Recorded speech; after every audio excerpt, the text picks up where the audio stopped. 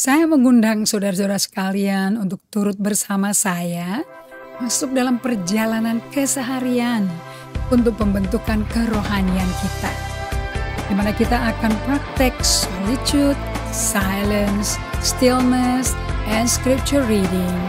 Dan satu hari per minggu kita dedicate untuk bersama Tuhan. Dengan itu kita membangun ritme hidup yang baru. Shalom, selamat malam teman-teman semuanya. Apa kabar? How's your weekend? Bagaimana persiapan masa Prapaskah ini? Kita mengunjungi tempat-tempat di mana Yesus mulai dari difitnah oleh Yudas, dikhianati, kemudian diadili oleh Imam Kayafas, dibawa ke rumah Pontius Pilatus. Dan Anda tahu setelah itu dia ngalami dicambuk 39 kali, semua itu karena kita. This is the season, 40 hari ini di mana kita berkurang-kurang dari ego kita. Tapi kita mau diisi bertambah-tambah dengan hadirat Allah di dalam jiwa kita dan hidup kita hari-hari kita. So, apa kabar semua teman-teman dari Bali, dari Papua Barat? Saya senang sekali, thank you so much. Dari Banyuwangi sudah siap juga mengikuti pelajaran hari ini. Dan thank you Ibu Triani dari Sorong. Terima kasih Ibu Jane Carol, Ibu Joan Carol Tangkut. Terima kasih juga teman-teman baru. Semenjak kami ubah jamnya, saya bisa berkenalan lebih banyak lagi teman-teman baru kita dari Sulawesi, dari Papua, dari Palembang, dari Hong Kong, dari Switzerland, dari Amerika. So thank you so much bisa berkenalan, bisa berjumpa. Juga dari Jakarta, dari Depok, dari Bekasi, dari Tangerang. Senang sekali. Ibu Ratna, thank you untuk kesetiaannya belajar. Dan juga teman-teman semua kita. Dan saya akan bagikan topik favorit saya karena saya udah alami di tahun yang selama 6 tahun ini dan tahun ke-7 saya belajar yang namanya the power of letting go, kuasa melepaskan dan melepaskan semua kontrol, kendali, mau ngatur, mau begini, and just surrender to God. Di sini saya baru tahu namanya percaya kepada Tuhan, trusting in God. Saya mengajak Anda semua, karena semua orang percaya akan melalui apa yang saya telah lalui ini. Dan paling signifikan sekali, apalagi setelah saya diberi buku penjelasan di mana aku berada saat 6 tahun terakhir ini. Dan sekarang ini tahun ke-7, perfect number, tahun Liberty, tahun Yobel, tahun Shemitah. Dan 5782, persis semuanya akurat. That's how the Lord ordered my step. Oke, kita berdoa dan kita akan masuk dengan pujian penyembahan. Dan Anda siapkan diri Anda, ajak semua keluarga Anda yang berkumpul dengan Anda, tim-tim, anggota tim daripada gereja Anda yang berkumpul. Let's join together. Bapa, kami datang ke hadapan-Mu, kami berterima kasih karena pengalaman apapun bersama Engkau.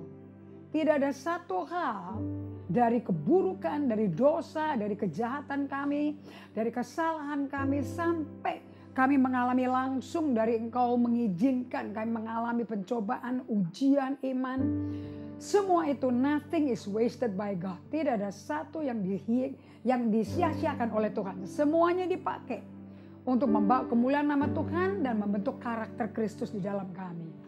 Buat kami bisa mempersiapkan pola pikir kami, mental kami, supaya kami ada di kursi penumpang, bukan di kursi kemudi, biar Allah yang mengemudikan hidup kami dalam perjalanan rohani kami.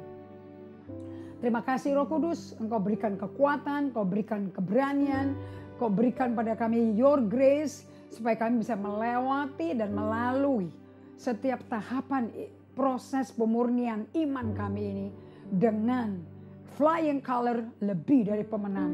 Karena Allah tidak pernah tidak mencintai kami, setia mencintai kami dan tidak pernah meninggalkan kami atau membiarkan kami. Di dalam nama Yesus Kristus kami berdoa mengucap syukur. Amin.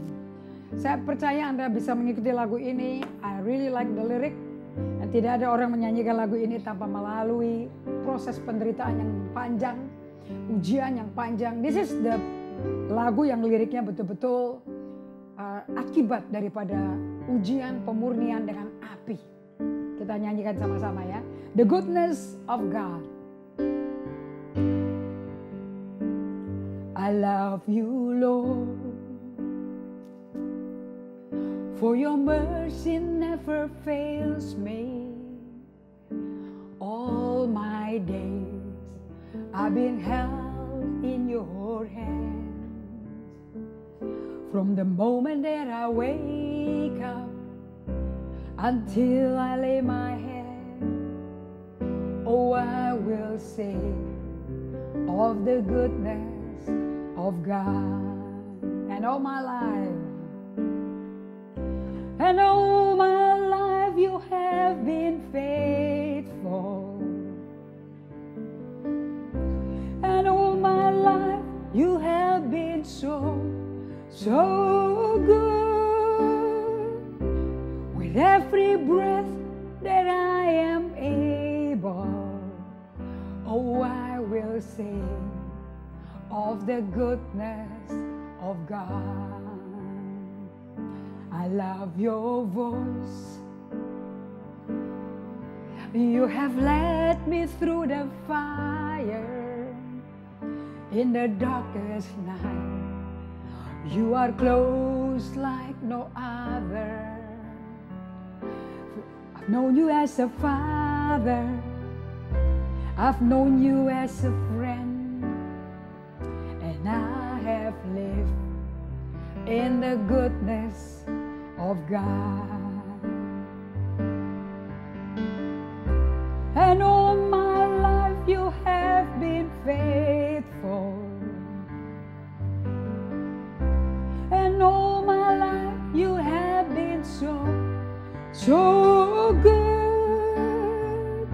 With every breath that I am able, oh, I will sing of the goodness of God. Your goodness running after me. Your goodness is running after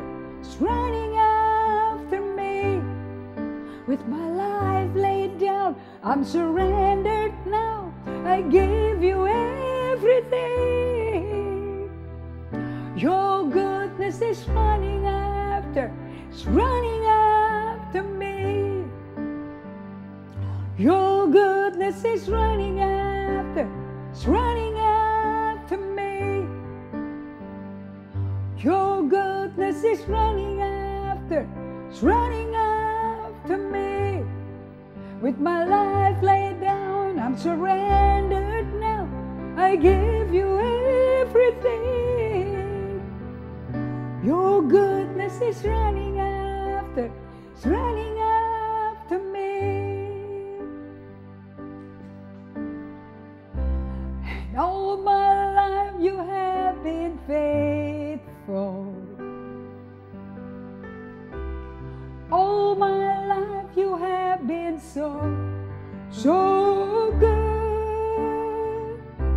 With every breath that I am able, oh, I'm gonna sing of the goodness of God. 'Cause all my life you have been faithful. All my life you have been so good. With every breath that I am able, oh, I will sing of the goodness of God. Oh, I will sing of the goodness of God.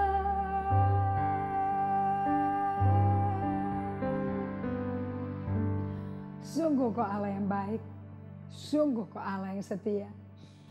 Tidak ada kata-kata yang cukup menggambarkan kasih-Mu yang tak bersyarat, kasih-Mu yang tak terbatas, Your love is everlasting. Your love endureth forever. Terima kasih Bapa, seperti Yesaya 43 katakan, Kau bawa aku melalui air, melalui sungai, tidak satu pun yang menenggelamkan kami. Kau bawa kami melalui api, tidak ada satu pun yang menghanguskan kami. Karena kita semua melalui darah Yesus yang membuat Kau hadir bersama kami di tengah-tengah ujian pencobaan hidup ini. Karena Kau sedang mengajarkan pada kami to let go and let God be in control. Lepaskan dan izinkan Allah untuk memegang kendali hidup kami, memegang kontrol hidup setiap kami.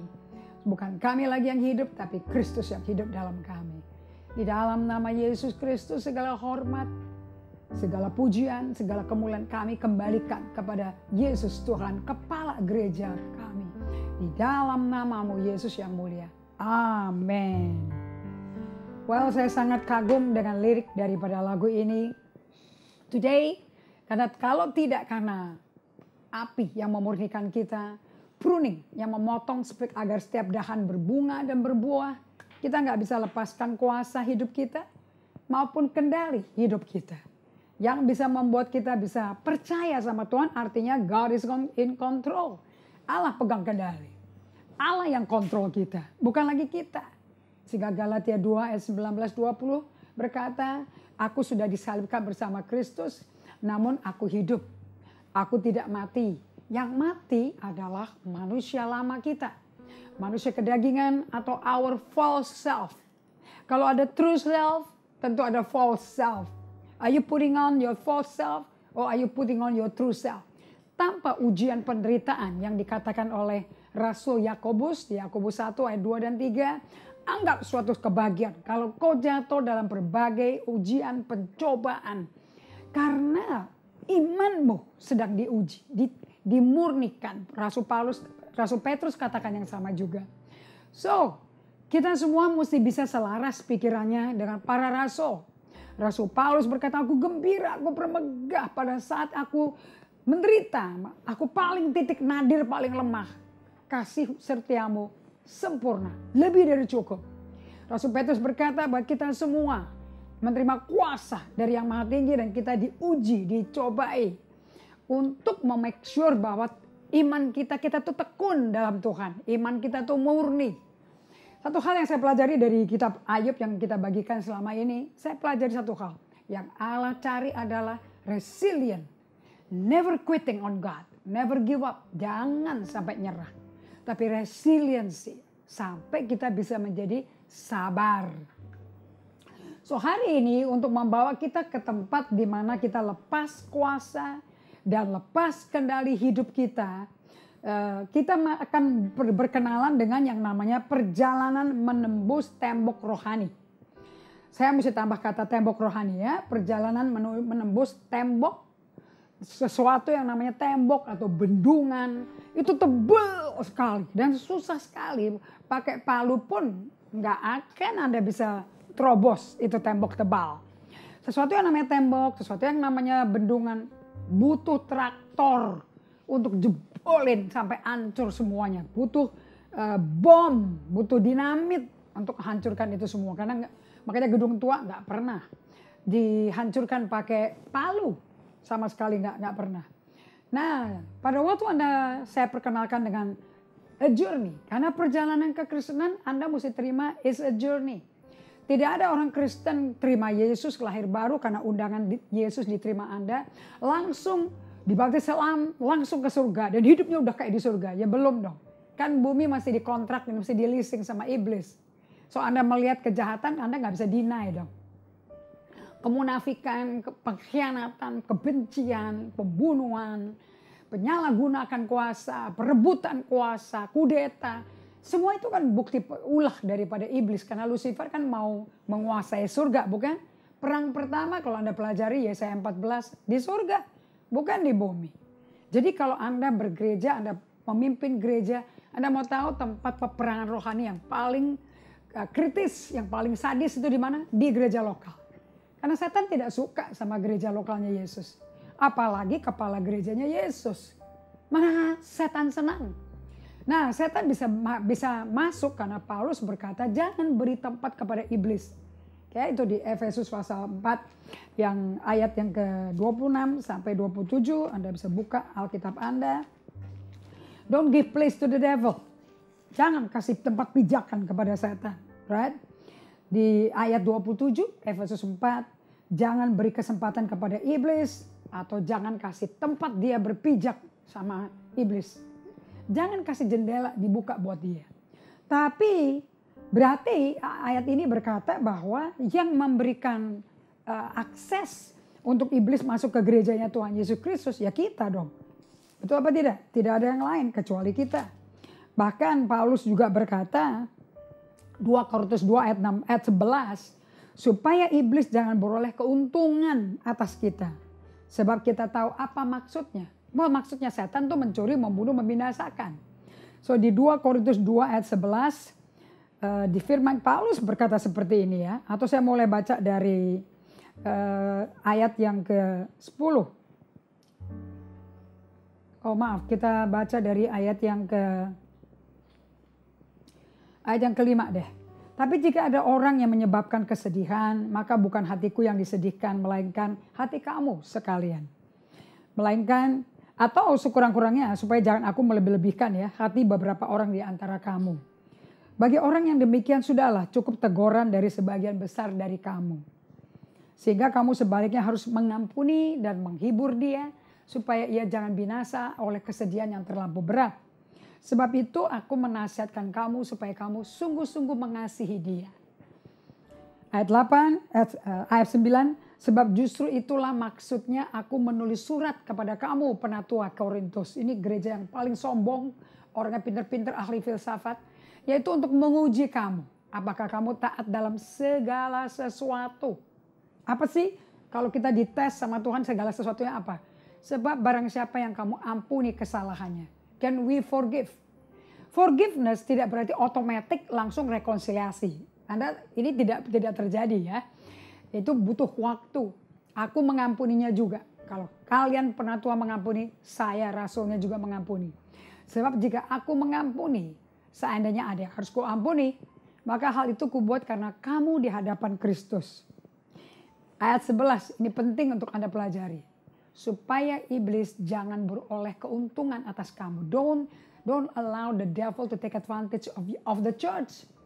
Sebab kita tahu apa maksudnya. So ini kalau Anda bertemu dengan orang-orang yang tidak pernah minta maaf, tidak pernah mengatakan I am sorry, I repent, saya bertobat, saya minta ampun. Nah, Anda perlu praktek mengampuni supaya nggak ada tempat buat setan masuk. Dan kenapa kok tidak bisa langsung rekonsiliasi? Karena butuh waktu untuk orang yang diampuni mengalami transformasi, mengalami pertobatan sendiri. And it will take time, Tapi karena doa kita, nuansa anugerah Tuhan, kasih karunia Tuhan tersedia bagi dia. Itu yang kita perlu lakukan. So hari ini kita akan belajar untuk let God be God. Alias, ya udah Tuhan biarin jadi Tuhan aja, jangan Anda jadi Tuhan. Anda jadi Tuhan tuh kapan sih? Anda mau ngatur. Seperti saya I'm totally free today dari segala kasus apapun yang dituduhkan kepada saya. I am free. Legally, secara legal, resmi. I am free. Kenapa kok saya bisa ngalami ini di tahun yang ke-7? Perfect number bukan? Because saya izinkan let God to be in control. Nah kalau Anda mau let God be in control.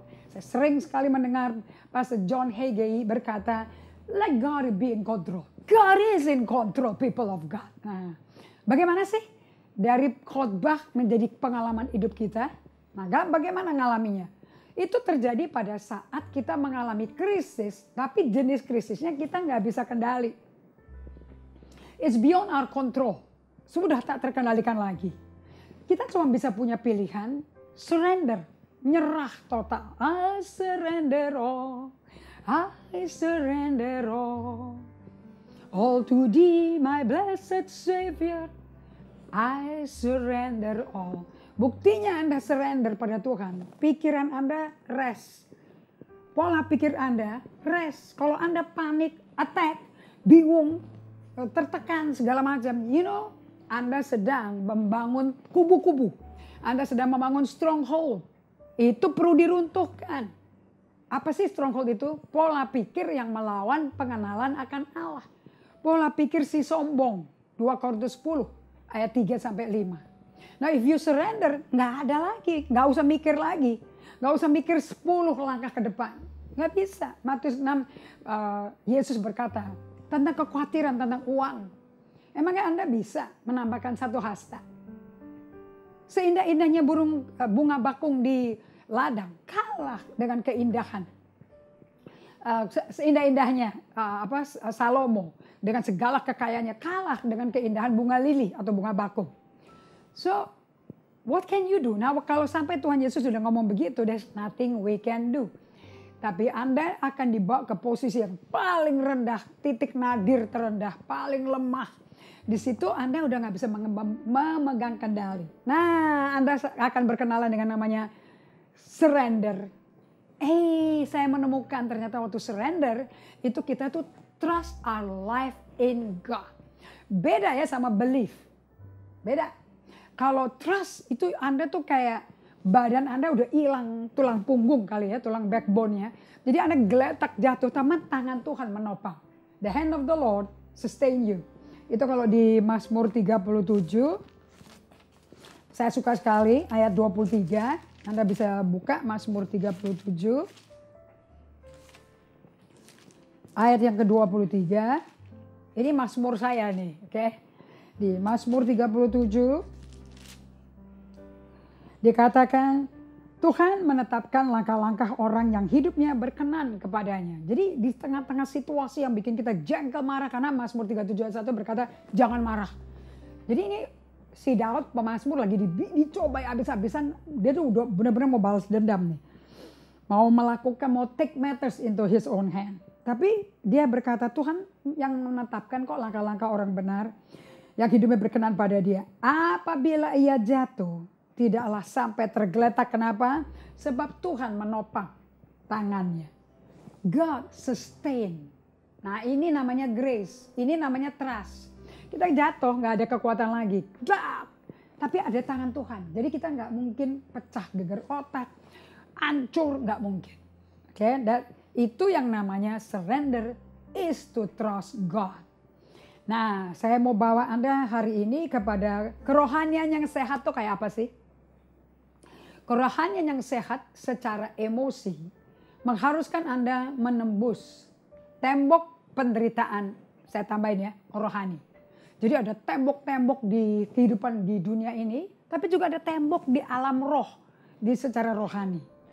Untuk Anda bisa mengerti ini, saya perkenalkan kepada Anda satu buku yang ditulis kira-kira 500 tahun yang lalu di Barcelona, Spanyol oleh seorang kudus biarawan namanya Saint John the Cross, Santo Yohanes Salib. Dia tulis buku namanya The Dark Night of the Soul. Ini bukan pertama kali ya saya sampaikan istilah Dark Night of the Soul, atau bahasa Indonesianya kalau diterjemahkan langsung malam gelap bagi jiwa Anda. Tentu dari makna malam gelap di jiwa. Di jiwa itu kan apa yang kau pikir, kau rasa, kau kehendaki, betul? Nah, apa yang kau pikir akan kau rasa itu adanya di jiwa kita. Itu yang bikin Anda, betul apa tidak? Nah, kalau ini bekas dosa udah hancur sistemnya. Damage system deh. Gara-gara dosa yang kita lakukan, dan kita lahir juga dengan dosa asal kok. Waktu mengalami krisis yang tak terkendalikan itu. Nah, di sini kehendak, pikiran, perasaan rasanya kalut, amburadul, kehendaknya juga udah nggak tahu mesti ngapain karena udah nggak bisa mikir. Nah itu kalau Anda sampai ngalami itu 6 tahun kayak saya berturut-turut, don't know how to think. 6 tahun. Makanya kalau Anda ada orang saudara seiman sedang ngalami dan melewati dan melalui dan menghadapi, melalui dan menghadapi, nggak boleh kabur. Memang diperhadapkan ini non-stop, nggak kelar-kelar. 6 tahun, itu 6 kali 365 hari loh. Anda perlu dikelilingi sama orang yang diam. Yang mulutnya kalau sampai berbicara membangun, menguatkan. tapi tidak mengkhotbahi atau mengkondem atau seperti teman-temannya Ayub itu Elifas, Bildad, ya, Sefar, wah malah menghakimi dia, nggak mungkin lah Ayub kamu masa bertahun-tahun ngalami kayak begini kalau nggak ada dosa. Ini semua gara-gara dosamu, Ayub. Nah, itu seperti kayak Anda ketemu seseorang, teman baik, bahkan Ayub panggil mereka sahabat loh. Tapi setelah ketemu sama mereka, terus mereka pergi misalnya ya, Anda perasaannya kayak apa? Kayak abis ditonjokin, diboxing begitu? Atau rasanya kayak, aku lega loh, aku bisa dimengerti. Seperti itu apa yang seperti pertama, kayak abis ditonjokin gitu loh. Jadi babak belur, biru-biru, seperti apa? That's how itu caranya bagaimana Anda pilih teman Anda. Saya mau Anda memilih teman, saya punya buku ya, dari Dr. Henry Cloud, Komban, ditulis bersama dengan temannya juga klinik psikolog klinis, Dr. John Townsend, dua-duanya bagus sekali, kayak dari California. Yang mereka tulis buku, Anda tuh dikelilingi orang yang aman, orang yang sehat, atau orang yang membahayakan. Safe, how do you know safe people are around you? Bagaimana Anda mengenal bahwa orang-orang yang aman, yang selamat, yang baik, ada di sekeliling Anda. Nah, untuk itu Anda mesti tahu, Anda safe nggak? Anda sendiri aman nggak? Anda sendiri baik-baik nggak? Anda sendiri sehat nggak emosinya? Karena hanya orang sehat bisa kelihatan orang sehat. Orang yang nggak sehat ya nggak kelihatan.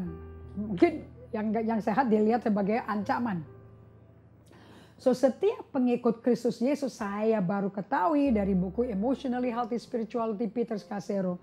Setiap saya nggak tahu ya, saya nggak peduli suku apa, bangsa apa, pendidikan tinggi apa tidak. But setiap pengikut Kristus Yesus pasti di satu titik akan menghadapi tembok rohani ini. Ingat ya, palu nggak mungkin mentok ngelubangin. Jadi kalau ada tembok ini kan berarti Anda kan terhambat dong perjalanannya, right? Nah, kehidupan Kristen buat saya sekarang adalah suatu perjalanan, it's a journey. Itu bukan mengenai seminggu sekali ke ibadah onsite, ibadah di tempat, langsung kelar, I'm it man, itulah aku, Kristen yang sejati. Enggak ya, Paulus saja berkata, aku udah di usia mau mati, tua 100 tahunan. Dia masih berkata di Filipi 2, aku nggak menganggap bahwa aku udah nangkep semua loh. I have not arrived. Aku belum tiba. But there's one thing that I do. Aku lupakan semua yang di belakangku. Nah, Anda rendah hati seperti Paulus nggak? Ini Paulus nih orang yang udah menghadapi beribu-ribu tembok selama di hidup dia. Semenjak dia menjadi alat instrumen di Kisah Rasul 9. Instrumen alatnya Tuhan Yesus untuk orang-orang non-Yahudi dan orang-orang Yahudi. Nah, dia tuh sebagai instrumen Tuhan penuh penderitaan, penuh ujian. Kenapa? Karena kita butuh ujian-ujian ini untuk memurnikan kita. Ingat ya, Rasul Paulus itu murid summa cum laude dari Gamaliel, dari suku bangsa Israel, paling Yahudi, sangat Yahudi, dan orang kaya. Ini gak main-main. Jadi dia Tuhan mesti murnikan, kocok, repaskan, rontokkan, hancurkan, leburkan semua kebanggaan, kesombongan duniawi dia, supaya dia pakai kerendahan hati Yesus. Oke? Nah, kita di sini berjumpa dengan tembok.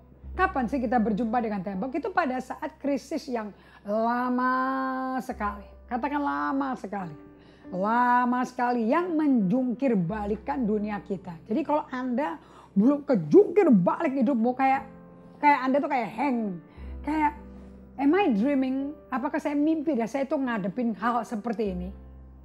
Nah, itu baru tembok.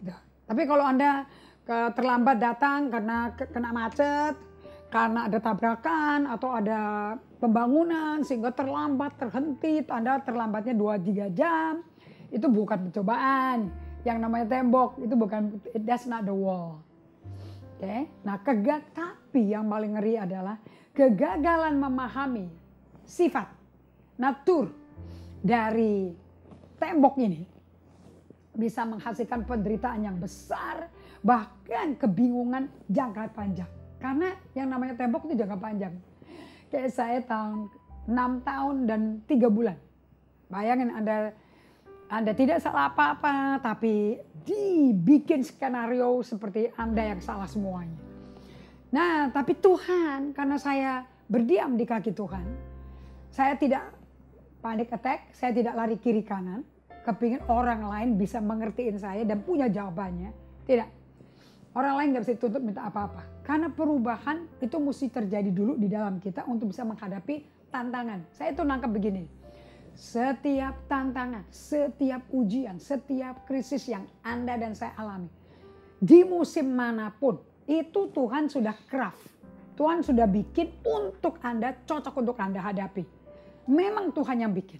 Untuk musim ini misalnya. Untuk musim pandemi, untuk musim tahun depan, untuk musim 5 tahun yang lalu. Terserah, tapi Tuhan tuh memang sudah bikin. Karena dia sudah siap untuk membentuk Anda menjadi instrumen dia yang cocok untuk pekerjaan yang dia telah tetapkan. Jadi the being dulu, being kita yang dibikin dulu. Nah itu yang bikin Anda shock. Karena Allah udah rencanain Anda akan mesti butuh melalui ujian ini, rancangan ini, tes ini. Buat Tuhan tuh udah set gitu loh jalur-jalurnya. Tapi kan Anda karena tidak bisa dan tidak biasa dengar suara Tuhan, nggak ngerti, nggak nangkep, jadi miss. Waktu ketemu Tuhan, waktu lawatan Tuhan malah Anda hilang. Jangan ya, jangan sampai begini. Justru di masa global pandemi ini, COVID, Anda butuh semakin dekat sama Tuhan, semakin dekat sama Tuhan supaya Anda bisa tahu ini apa ya. Anda jempalitan, Anda goncang, Anda marah-marah, Anda nyumpain Tuhan. Gak apa-apa, Tuhan mampu. Seperti Ayub 37 pasal. Baru di pasal 41 baru diem. Nah, di pasal 42 Ayub kan ngomong begini. Nih orang yang lewat tembok nih kayak begini ngomongnya. Saya baca dari Amplified Bible ya. Dan Job answered the Lord and said. Kemudian Ayub menjawab Tuhan dan berkata, I know that you can do all things. Aku tahu Tuhan kau bisa melakukan apapun juga. And I know that no thought or purpose of yours can be restrained. Dan aku tahu pikiranmu Bapa. Dan pikiranmu, perbuatanmu itu semua. Let me check. And I know tidak ada pikiran, tidak ada tujuan dari engkau yang dapat ditahan. Saya baca di Amplified ya. Nothing can stop you, nothing can deter you. You said to me, who is this that darken and obscure counsel by words without knowledge tuh. Hati-hati. Kita bisa khotbah, kita bisa doa syafaat, mendapat penglihatan. Tapi pada waktu ujian, tembok ini terjadi pada Anda. Datangnya Anda nggak tahu kapan loh. Dan Tuhan yang izinkan, bahkan Tuhan yang bikin. Kayak Ki Ayub kan Tuhan yang izinkan dan Tuhan bikin melalui si iblis.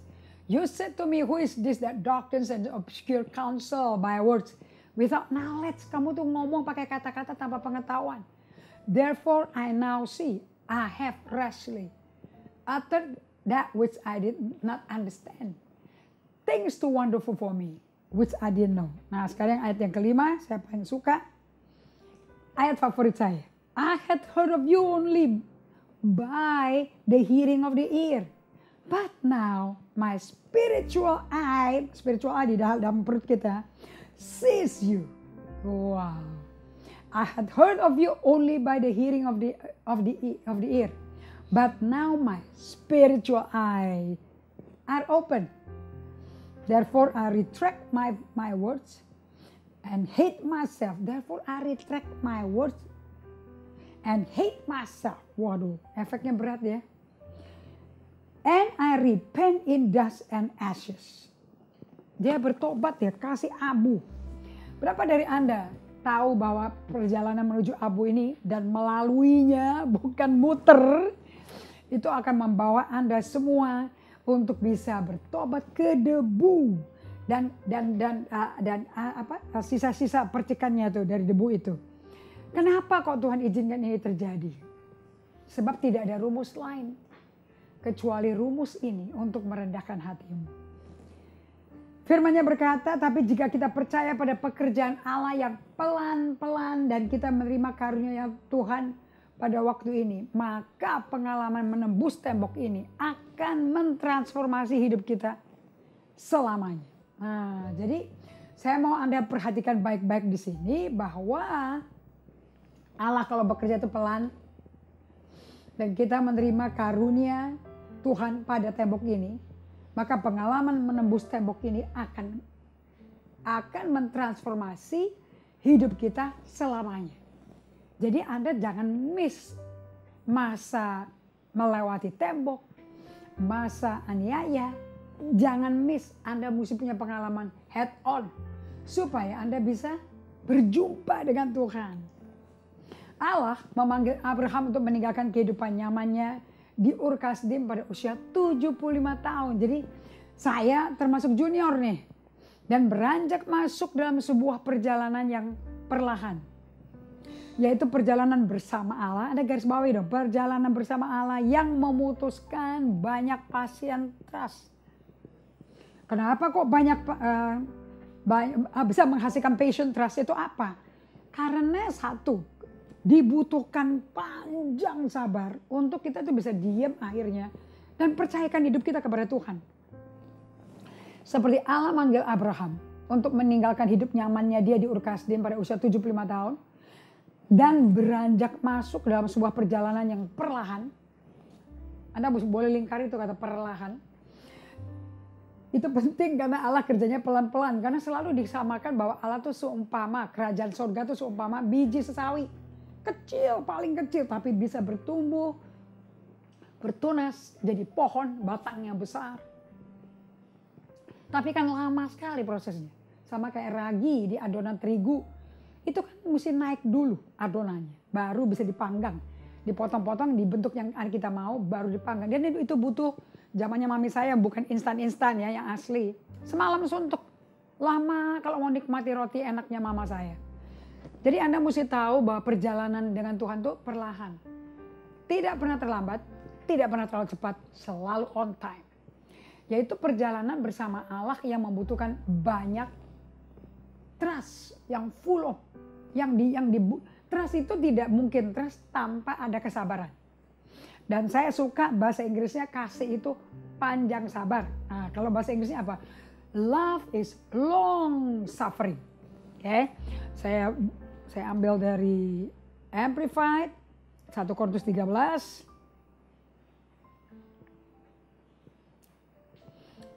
Di bahasa Inggrisnya berkata bahwa love endures, kalau Amplified ya, love endures with patience and serenity. With patience and serenity. Jadi untuk Allah menyatakan dan mengerjakan kasihnya dalam kita, itu serenity itu artinya tenang, hening, gak bersuara. Alias bukan pekerjaan yang sensasional di altar call. Ini terjadinya diem-diem. Dan suaranya hening, gak ada suara, hampir gak ada suara.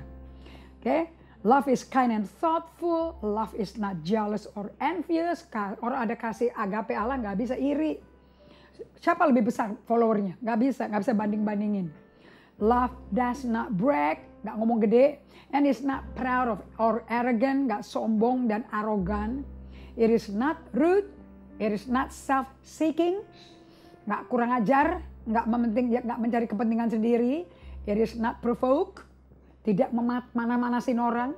Nor overly sensitive and easily angered, tidak sensi dan tidak mudah marah.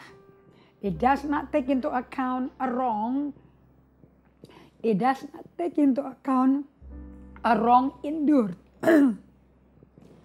It does not rejoice at injustice, but rejoice with the truth when right and truth prevail. Love bears all things regardless of what come. Oh, kasih itu bisa menanggung segala hal, nggak peduli apa aja yang kita hadapi yang datang pada kita. Believe all things, looking for the best in each one. Hope all things, remaining steadfast during difficult time. Hope all things artinya tetap teguh sepanjang waktu-waktu susah. Endures all things without weakening, tahan banting. Love never fail. Gak pernah luntur. Coba saya ambil dari NIV ya.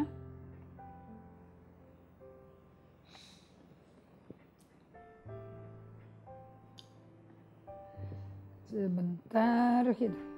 Saya mau tunjukin kepada Anda. Love is patient, dari NIV, love is kind, it does not envy, it does not boast, it's not proud, it does not dishonor other. Tidak menghormati orang lain. It's not self-seeking, it's not easily angered, it keeps no record of wrong, gak bikin scoring board.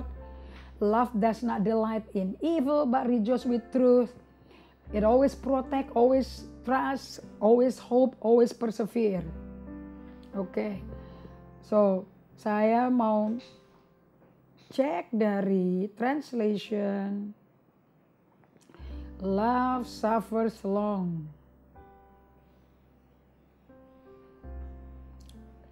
Nah, kalau nggak ada suffers long ini nggak cocok. 1 Korintus 13 ayat 4 kita lihat dari King James Version. Oke, let's see the King James Version. Nah, Anda bisa catat ini. Ayat 4. Kalau King James Version ngomongnya kasih itu charity ya. Charity suffered long and is kind. Charity envy not. Charity vaunteth not itself.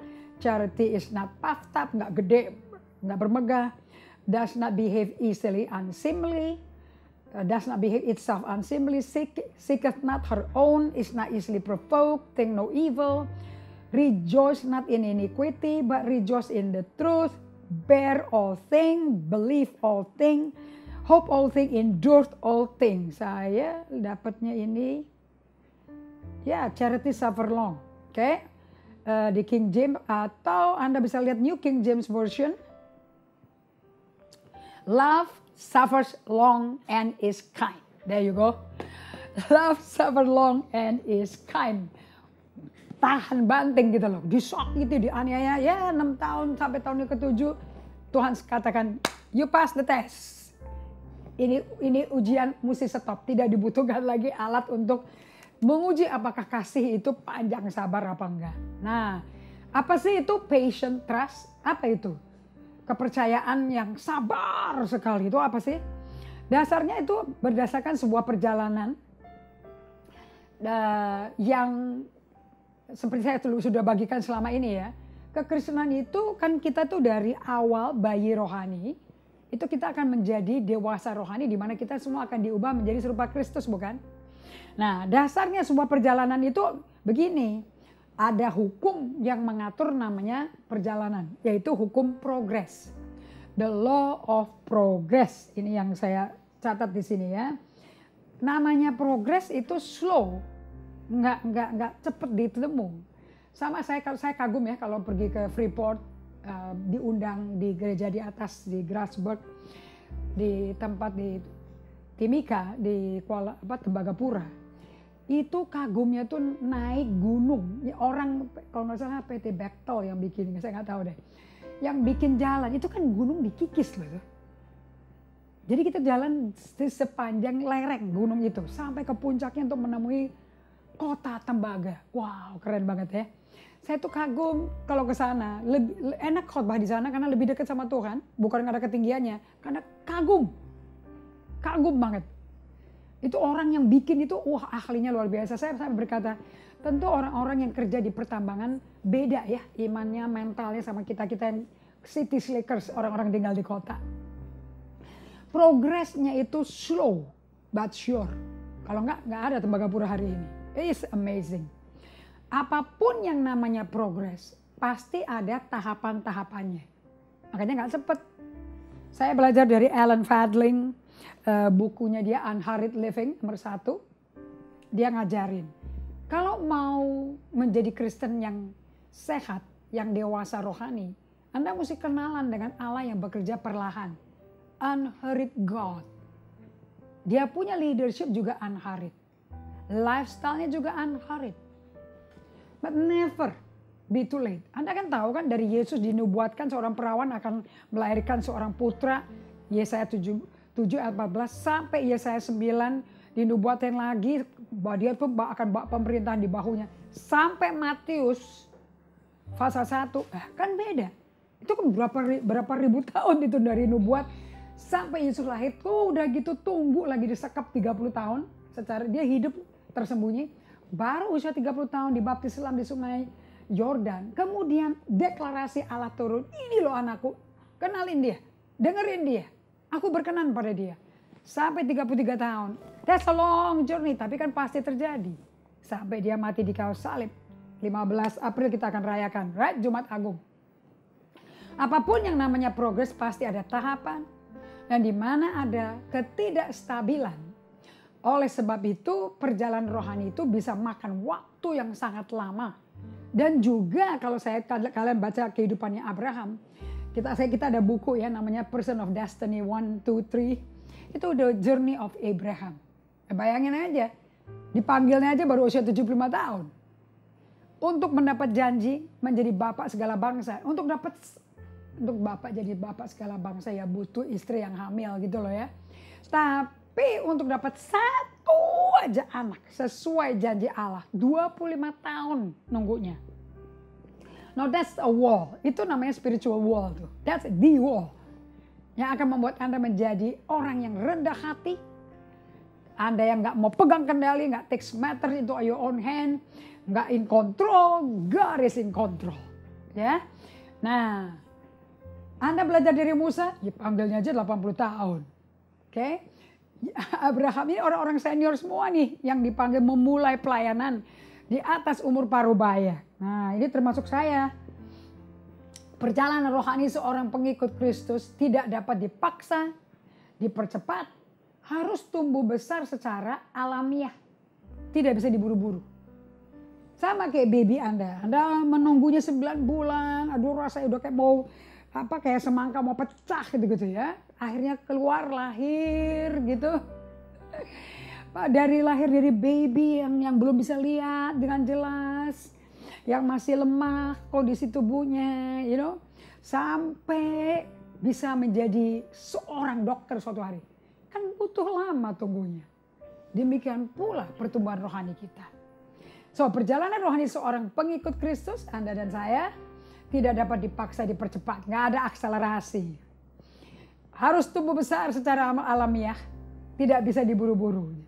Jadi kalau ada orang khotbah akselerasi, apanya ya yang diakselerasi? Mungkin percobaannya diakselerasi, supaya pertumbuhannya bisa mulai terjadi. Pierre Teilhard de Chardin, dia berkata seperti ini. Trust in the slow work of God. Trust in the slow work of God.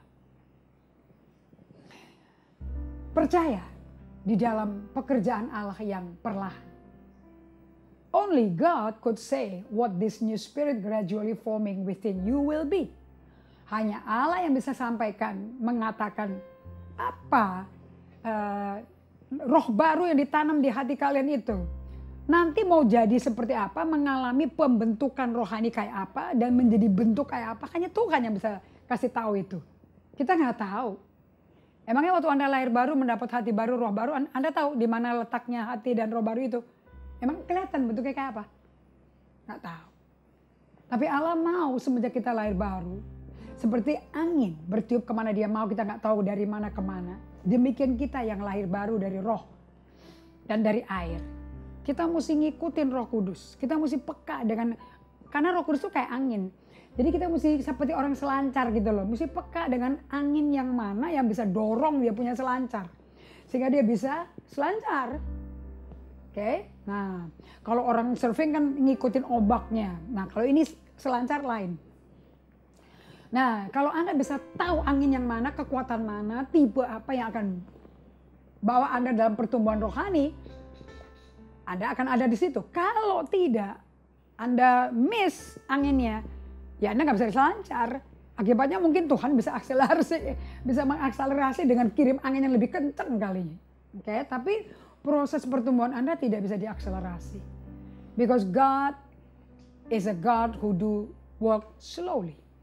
So we have to give the Lord, jadi kita berikan Tuhan dong, the benefit of believing that His hand is leading you.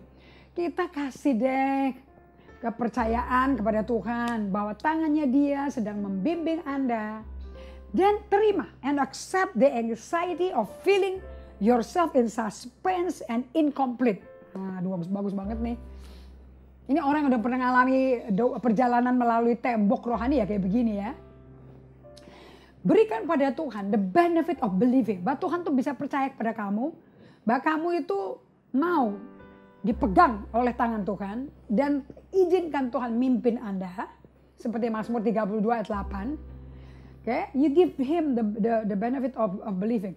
Dan accept the anxiety. Terima deh segala kecemasan, rasa kecemas dengan diri Anda, rasa tegang, cemas, dan rasa nggak komplit gitu loh, nggak utuh. Nah, kalau kita tahu kita nggak utuh, kita terima kita ada rasa cemas di perasaan kita dan bikin kita tegang, gitu, itu bikin Anda bisa menyerah suatu titik dan berkata, udah deh aku nyerah deh, ikutin aja deh jalannya Tuhan. Walaupun saya mau kasih tahu pada Anda loh, perjalanan melewati dan melalui tembok tidak kerasa apa-apa.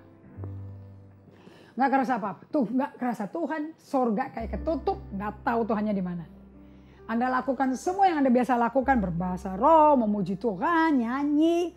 Sekarang kita bahkan solitude silence, nah ini kuncinya ya, solitude silence. Itu udah latih otot emosi Anda untuk percaya dan berserah pada Tuhan dalam jangka waktu 2 menit, 3 menit, sampai 5 menit, sampai 10 menit. Oke, di mana Anda nggak kerasa apa-apa, nggak ngomong apa-apa, nggak minta apa-apa, nggak berbahasa roh, nggak bersyukur. Hanya berada, latihan berada di dalam hadirat Tuhan dan berdiam di situ. Kalau Anda udah biasa lakukan ini, going through the wall, Anda nggak takut. Anda punya hope. Love give you hope. Oke. Nah, untuk solitude silence ini saya mau promosikan buku baru. Namanya Sacred Rhythm. Buku Sacred Rhythm dari Ruth Haley Barton akan tersedia. Anda bisa place order sekarang. Ini bagaimana Anda mengatur hidup Anda untuk spiritual transformation terjadi. Tanpa spiritual transformation, Anda tetap pakai manusia lama. Walaupun si manusia baru benihnya ada di dalam Anda tapi nggak bisa keluar. But if you do ritme suci ini dari Ruth Haley Barton, Anda sedang diatur arranging your life untuk spiritual transformation, pembentukan rohani. Karena dulu dibentuk dalam dosa, sekarang diganti menjadi dibentuk di dalam keserupaan Allah. Nah, di sini salah satunya daripada step-stepnya in your arrangement ini adalah solitude. Solitude adalah creating space for God. Menciptakan rongga yang menjadi rongga suci karena Allah yang ada di situ tinggal. So solitude is a place of desire. A place of hungering for God. Tempat untuk lapar dan haus bagi Tuhan. Most of us are not very good at sitting with longing and desire. Kebanyakan dari kita nggak tahan suruh duduk diam. Padahal jiwanya penuh dengan kerinduan dan keinginan. Untuk keinginan diri kita sendiri maupun untuk orang lain. It feels tender. Aduh kayaknya lembek, kayaknya aduh rapuh banget deh. It feels vulnerable. Ketelanjangan kita, kerentanan kita itu kelihatan. It feels out of control. Nah rasanya nggak bisa dikendalikan. Makanya Tuhan berikan kendalinya ke Tuhan. It is a place where one human being cannot fix or fill another. Nor can we fix or fill ourselves. Ini tempat di mana kita sebagai manusia nggak bisa beresin hidup kita, nggak bisa ngisi hidup kita sendiri atau apalagi orang lain. It is a place where God only will do it. Hanya tempat satu-satunya di mana hanya Allah yang bisa lakukan. Solitude is a place for the soul to come out.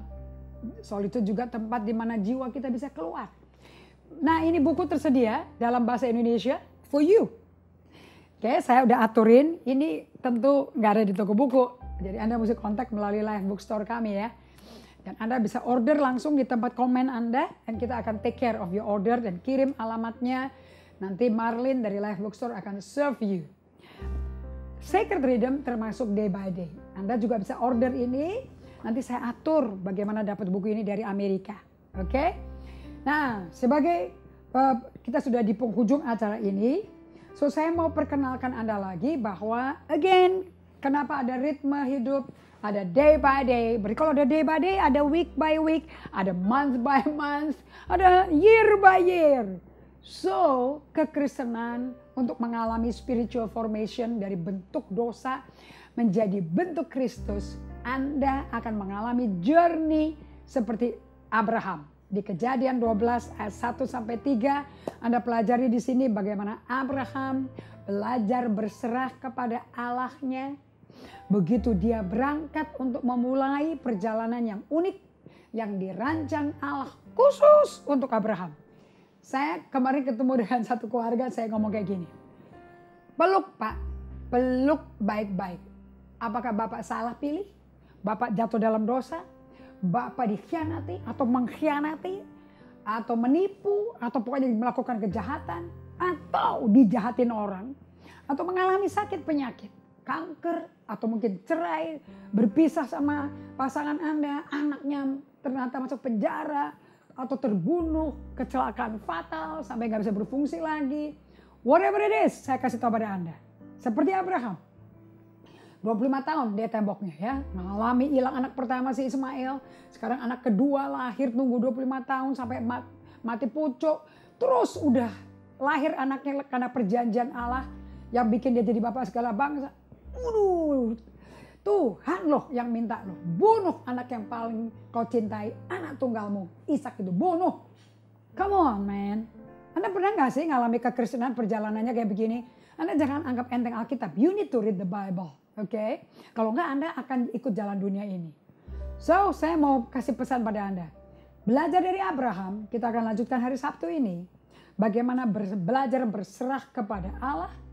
Begitu dia berangkat untuk memulai perjalanan yang unik. Yang dirancang Allah khusus untuk Abraham. Tadi saya katakan, saya ketemu satu keluarga. Saya katakan, salah apa, problem musibah apa. Don't be afraid. Terima, peluk, jalan sama problem itu. Bersama Tuhan, day by day. Jangan pernah jalan sendiri tanpa Tuhan. Seperti Daud berkata, walaupun aku berjalan dalam lembah kekelaman, aku tak goyah. Aku tak takut, kenapa? Gada tongkatmu ada bersamaku. Kalau gadanya tongkatnya ada, orangnya pasti ada. Jadi Allah tuh gak pernah tinggalin Daud. Di tengah lembah kematian. Antara mati dan hidup. Allah beserta dia. Fokusnya dia di Allah, bukan di matinya. Saya alami 6 tahun ini. Belajar dari fokus ketakutan, ngeri, sampai fokus ke Tuhan. Dan kuasa otoritas Tuhan turun. So, setiap orang sama kayak Abraham, dirancang Tuhan perjalanan yang penuh dengan detour, kecelakaan, krisis, bencana, ujian. Itu udah per paket. Dan ujungnya Anda akan mencapai destiny. Apa destiny Allah bagi kita semua? Kita berubah bentuknya menjadi serupa Kristus. Amin, kita berdoa ya. Bapak, aku berterima kasih untuk pengalaman perjalanan yang umatmu sedang alami atau akan alami atau di tengah-tengahnya dan sudah mau murtad, sudah gak mau ke gereja, nyalahkan Tuhan, marah-marah, apapun. Bapak, seperti kau hibur aku dengan Roh Kudus-Mu, hibur mereka dengan Roh Kudus-Mu juga. Temani mereka, aku minta dalam nama Yesus. Supaya mereka gak quit, mereka tidak drifting, tapi mereka stay fokus, steadfast di dalam panggilan Tuhan. Aku minta kekuatan dari Engkau. Hanya dari Engkau saja. Bukan dari obat, bukan dari shopping, bukan dari nonton TV, bukan dari film, bukan dari penghiburan apapun, bukan dari kecanduan apapun. Hanya dari Engkau. Biar kita semua nyandu kasihnya Allah. Hanya Yesus yang bisa memuaskan kita. Terjadi pada setiap pembelajar Alkitab hari ini. Di dalam nama Yesus. Haleluya. Kita tutup dengan pengagungan ucapan syukur pada Tuhan. And all my life, kita katakan melalui perjalanan ini, you have been faithful. Amen. And all my life, you have been faithful. And all my life, you have been so good. With every breath that I am able, oh, I will sing of the goodness of God. Your goodness is running after. Your goodness is running after. It's running after you. Your goodness is running after. It's running after me. With my life laid down, I surrendered now. I give you everything. Your goodness is running after you. Kita berjumpa lagi Sabtu jam 11 sampai jam 12. Persiapkan hati Anda. Jangan patah semangat, jangan nyerah. God love you. Tuhan berkati.